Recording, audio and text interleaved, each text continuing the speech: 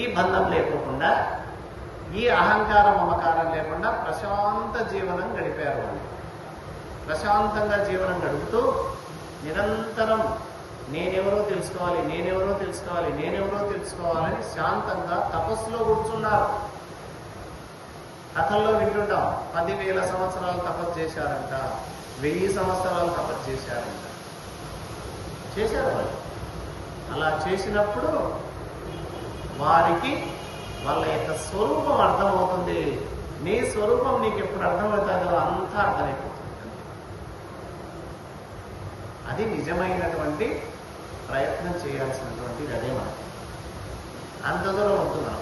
ప్రస్తుతానికి మా మనస్సును శాంతంగా పెట్టుకోవడం నేర్చుకుంటాం. ఇక్కడ అర్జునుడికి కూడా ఒక సమస్య. ఏమిటి ఆ సమస్య? మనస్సు నిలకడగా లేదు, బుద్ధి నిలకడగా లేదు. బుద్ధి నిలకడగా ఉంటేనే ఏదైనా జరుగుతుంది. మనస్సు నెమ్మదిస్తేనే అన్నీ సమకూరుతాయి. మనస్సు నెమ్మదించలేదంటే టెన్షన్. ఇంగ్లీష్లో చెప్పాలంటే దాన్ని ఏమంటున్నాం? నాకు చాలా టెన్షన్స్ ఉన్నాయండి. ఎవరికి ఉన్నాయి టెన్షన్స్? నీకు. ఎందుకున్నాయి టెన్షన్స్? తగ్గించుకో. ఉన్నది నీకే కదా. టెన్షన్స్ తెచ్చుకున్నది నీవే కదా. మరి తగ్గించుకునే పని కూడా నీవే. ఎవరు ఏం చేయలేరు. డాక్టర్ దగ్గర పోయి నాకు చాలా టెన్షన్గా ఉందండి, నాకు ఆందోళనగా ఉందండి, నాకు యాంగ్జైటీగా ఉందండి, నాకు చాలా టెంపర్గా ఉందండి అని చెప్తుంటారు. ఇవన్నీ ఎందుకు పెట్టుకున్నామైనా అంటాడు డాక్టర్. ఏమో వచ్చి పడ్డాయి, అన్నాయి, ఏం చేయాలా? తగ్గించుకో.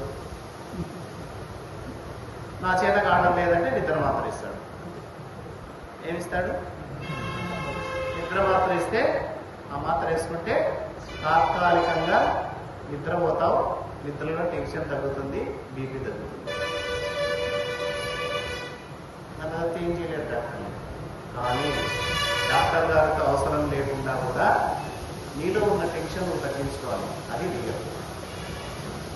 తగ్గించుకోవాలంటే బర్డన్స్ ఎక్కువ పెట్టుకోవద్దు. బాధ్యతలు, బరువులు మొత్తం నెత్తినెత్తుకోకూడదు. అంటే ఇంగ్లీష్లో ఒక ప్రావర్బ్ ఉంది, less luggage is more comfortable. Less luggage, luggage చాలా తక్కువగా అంటే నువ్వు హాయిగా ప్రయాణం చేస్తావు. మనం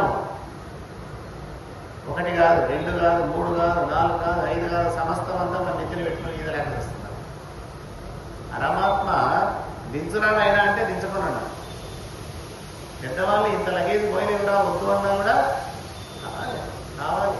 రాత్రి నిద్రకు కూడా సమయం లేనటువంటి, తీరిక లేనటువంటి పనులు పెట్టుకొని అవి నెరవేరక, అవి జరగక, నిద్ర రాక సతమతమై వస్తున్న ప్రజలు ఎవరు పెట్టుకోమన్నారు? ఈ లంపటం ఉంటారు. తగ్గించుకో. ఏమి తిండి దొరకదా? సరిపోదా? వాటికి ఆశ మానవునికి. పక్షులకు ఆశ లేదా? ఉదయాన్నే లేస్తాయి చెట్టు మీద పక్షులు, వెంటబెట్ట అలా బయటికి వెళ్తాయి. ఆహారం గింజలు ఏమైనా దొరికితే తింటాయి, వచ్చి చెట్టు మీద పడుకుంటాయి. ఏం ఆలోచిస్తున్నాయి పక్షులు? రేపటికి ఎట్లా, అన్నాటికి ఎట్లా, వచ్చే వాళ్ళకి ఎట్లా, వచ్చే నెలకి ఎట్లా అని ఏమన్నా ఆలోచిస్తున్నాయి. పక్షులు బతకడం లేదు. దొరికితే తింటాయి, దొరకకపోతే దమ్మున ఉంటుంటాయి. నువ్వు కూడా అట్లా నేర్చుకో. పక్షులను చూసి నేర్చుకో. లేదు, మాకు స్టాక్ ఉండాలి. నాకే కాదు, నా కొడుకులకు, నా బిడ్డలకు, నా అల్లులకు, నా కోడళ్లకు, మళ్ళీ వాళ్ళ పుట్టిన పిల్లలకు, మన వాళ్ళకు, మనవరాలకు స్టాక్ ఉండాలి. అందుకే ఎట్లా ఉంటుంది? ఉంటుందో ఉండదో నువ్వు చూసినావా? నువ్వు కోటీశ్వరుని కోట్లు సంపాదించుంటావు, నీ కొడుకు పోగొట్టచ్చు. నువ్వు చూసినావా? ఇది అప్ అండ్ డౌన్స్. ఒకసారి పెరుగుతుంటుంది, ఒకసారి తగ్గుతుంటుంది, ఒకసారి వస్తుంటుంది, ఒకసారి పోతుంటుంది. ఇది సృష్టి ధర్మం. దాన్ని ఎవరు ఏం చేయలేదు. కాబట్టి పెద్దగా ఆశ పడితే నష్టపోయేది నీవే. ఎక్కువ బరువులు బాధ్యతలు పెట్టుకుంటే నష్టపోయేది నీవే. ఏ విధంగా నష్టపోతావు అంటే మనసు చెడిపోతుంది, బుద్ధి చెడిపోతుంది, నిర్ణయాలు సరిగా ఉండవు. ఇదిగో ఇందాక చెప్పానే సమస్యలన్నీ వస్తాయి. ఇప్పుడు ఏ డాక్టర్ దగ్గర పోయినా బీపీ లేని వాళ్ళు ఎవరన్నా ఉన్నారేమో చూడండి. ఇప్పుడు ఆ బ్లడ్ ప్రెషర్, ఆ టెన్షన్ లేని జీవితం ఎవరిదన్నా వర్తిందేమో చూడండి. అదే ఆశ్రమాలకు వెళ్ళండి, ఓ స్వామీజీని చూడండి, ఓ మహర్షిని చూడండి, ఒక టవల్ వేసుకొని ఉంటాడు, కింద ఒక పంచ ఇంతే, రెండు ఉంటాయి, అది పెట్టుకుంటాడు, ఇది కట్టుకుంటాడు. మనం మాల వేసినప్పుడు ఇది ఆరేస్తాం, రేపు మళ్ళీ అది కట్టుకుంటాం, ఇది పిండి ఆరేస్తాం. హాయిగా ఉంటాడు. ఏసీ కావాలని కోరుకోడు ఆయన. హాయిగా చెట్టు కింద ప్రశాంతంగా నిద్రపోతాడు. చల్లగా గాలి రావడం లేదా ఇప్పుడు వస్తుంది. దేహాన్ని నువ్వు ఎట్లా అలవాటు చేస్తే అట్లా అది మలుపుతుంది. మనం అంటే మన చేతిలో ఉంది. కాబట్టి ఇక్కడ అర్జునుడు కూడా నా బంధువులు వీళ్ళందరినీ చంపితే కులనాశనం అవుతుంది, వర్ణ సంకరం అవుతుంది, ఈ పాపం అంతా నాకు వస్తుందని ఆలోచించి ఆలోచించి ఈ మనస్సును ఊగిసలాడేటట్టు చేసుకున్నాడు. ఎక్కువ ఆలోచించకండి, మీరు కూడా అవసరమైనంతే ఆలోచించండి. ఇది సత్యం. రాత్రి పడుకున్నాక నిద్ర గురించి ఆలోచించండి. పొద్దున జరిగిందో, రేపు జరగబోయేదో దాని గురించి, దీని గురించి ఆలోచించి ఆలోచించి ఆలోచించి గంట, 2 గంటలు, 3 గంటలు, 4 గంటలు నిద్ర రాదు.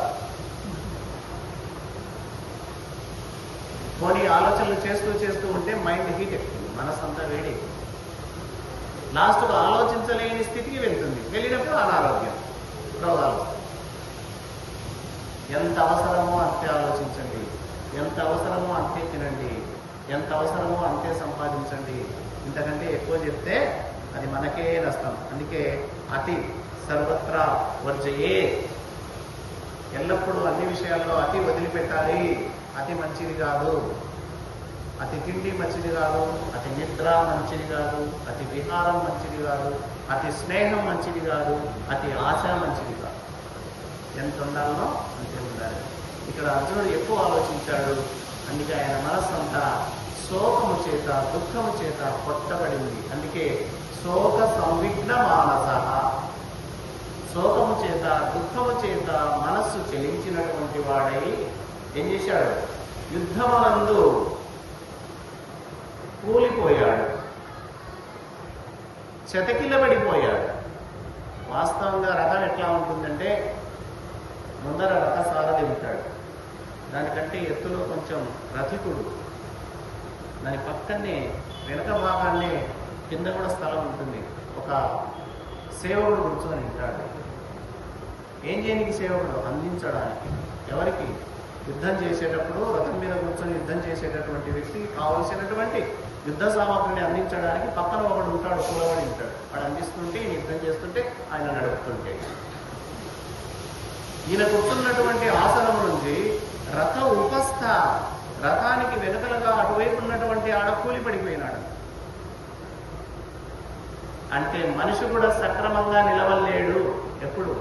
దుఃఖం ఎక్కువైంది. సోలి పడిపోయినాడంటాం పల్లెటూరులో. ఏమన్నా అట్ట సోలాడుతున్నాడే అంటాడు. ఏదో లోపం ఉంటుంది సోలాడుతున్నాడంటే. బాగా నడిచేవాడు సోలాడుతున్నా అంటే వాడికి దుఃఖం ఎక్కువై మనసు ఇబ్బంది పడుతుంటుంది, చేతులు కూడా వణుకుతాయి, వస్తువులు కూడా సరిగా పట్టుకోలేము. ఈ లక్షణాలన్నీ ఇక్కడ అర్జునుడికి వచ్చాయి. ఈ విషయాన్ని సంజయుడు ధృతరాష్ట్ర మహారాజుతో చెప్పాడు. ఈ విధంగా అర్జునుడు రథం యొక్క వెనుక భావన చితికిల పడిపోయాడయ్యా మహారాజా అని చెప్పాడు. ఇంతటితో మొట్టమొదటి అధ్యాయం.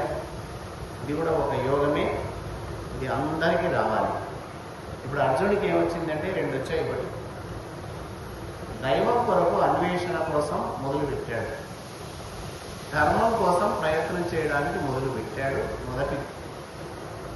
రెండవది ఏమిటి? పాపం. దైవం కోసం పరితపిస్తున్నాడు. ఎప్పుడు దైవం కోసం పరితపించాడో అప్పుడు రెండవది విషయాలపై విరక్తి కలుగుతుంది. యుద్ధం మీద విరక్తి కలిగింది, రాజ్యం మీద విరక్తి కలిగింది, సుఖం మీద విరక్తి కలిగింది. నాకెందుకు ఆ యుద్ధం, నాకెందుకు ఆ రాజ్యం, నాకెందుకు ఆ సుఖం, నాకు వద్దు అన్నాడు. అంటే విషయాలపై విరక్తి కలిగింది. ఎవరికి? అర్జునుడికి. మరి దేని మీద అనురక్తి కలిగింది, దేని మీద ఆసక్తి కలిగింది అంటే ధర్మం కోసం, దైవం కోసం. విషయాలపై విరక్తి కలిగి ధర్మం కోసం, దైవం కోసం ఆసక్తి కలిగితే అప్పుడు ఈ ఆధ్యాత్మిక బీజం వేయడానికి గురువులు వస్తారు. ఇక్కడ ఆధ్యాత్మిక గురువు ఎవరు? శ్రీకృష్ణుడు. ఇప్పుడు గీత ఉపదేశం చేయాల్సిందే అర్జునుడికి. ఇది సరైనటువంటి అదును, ఇది సరైనటువంటి సమయం, ఇది మించిపోకూడదు. అర్జునుడికి అర్హత వచ్చింది. మరి ఇంతకుముందు ఎన్నాళ్ళు కలిసి తిరగలే ఇద్దరు? అర్జునుడు కృష్ణుడు తిరిగారు కదా, మరి ఎప్పుడు చెప్పలేదు? ఇప్పుడు ఎందుకు చెప్తున్నారు? ఇప్పుడు అర్హత వచ్చింది. ఏమిటి అర్హత అంటే విషయాలపై విరక్తి, దైవం మీద, ధర్మం మీద ఆసక్తి. మనకు కూడా చాలామంది వెళ్ళి మాకు కూడా మంత్రోపదేశం చేయండి స్వామి, మాకు కూడా దీక్ష చేయండి స్వామి అని అడుగుతుంటారు గురువులు. ఇవ్వరు వాళ్ళు, ఇవ్వరు. ఎందుకు ఇవ్వరు? పరీక్ష చేస్తాడు. నీకు అర్హత ఉందా లేదా? ఏమర్హత? వీడికి విషయాలపై వైరాగ్యం ఉందా లేదా? విషయాలపై విరక్తి ఉందా లేదా? దేవుడు కావాలి, ధర్మం కావాలని పరితపిస్తున్నాడా లేదా? ఈ రెండు ఉంటే ఖచ్చితంగా ఏ గురువు అయినా సరే నీకు మంత్రోపదేశం చేస్తాడు, గీతోపదేశం చేస్తాడు. ఇక్కడ అర్జునుడికి రెండు అర్హతలు వచ్చాయి. ఒకటి విషయాలపై విరక్తి వచ్చింది, రెండవది ధర్మం మీద ఆసక్తి కలిగింది, దైవం కోసం పరితపిస్తున్నాడు. కాబట్టి ఇప్పుడు గీతోపదేశం చేయాలి అని నిర్ణయం తీసుకున్నాడు కృష్ణ పరమాత్మ. ఇంతవరకు కృష్ణ పరమాత్మ ఏ మాట మాట్లాడలేదు, కేవలం అర్జునుడు చెప్పింది మాత్రమే వింటూ వచ్చాడు. ఇప్పుడు మొదలవుతుంది ఆయన ఏం చెప్తాడో, ఏ ఉపదేశం చేస్తాడో అది ఒక అర్జునుడికే కాదు, మనకందరికీ కూడా అత్యంత అవసరమైనది. మనకంటే మనకే కాదు, ప్రపంచంలో ఉన్న ప్రతి మనిషికి, ప్రతి మానవునికి జాతి లేదు, కులం లేదు, ఏం లేదు, అందరికీ అత్యంత అవసరమైనటువంటి ఉపదేశం శ్రీకృష్ణ పరమాత్మ అర్జునుడి నిర్ణయంతో అందిస్తాడు. తర్వాత వారంలో 2వ అధ్యాయంలో వాటి గురించి తెలుసుకున్నాం. హరి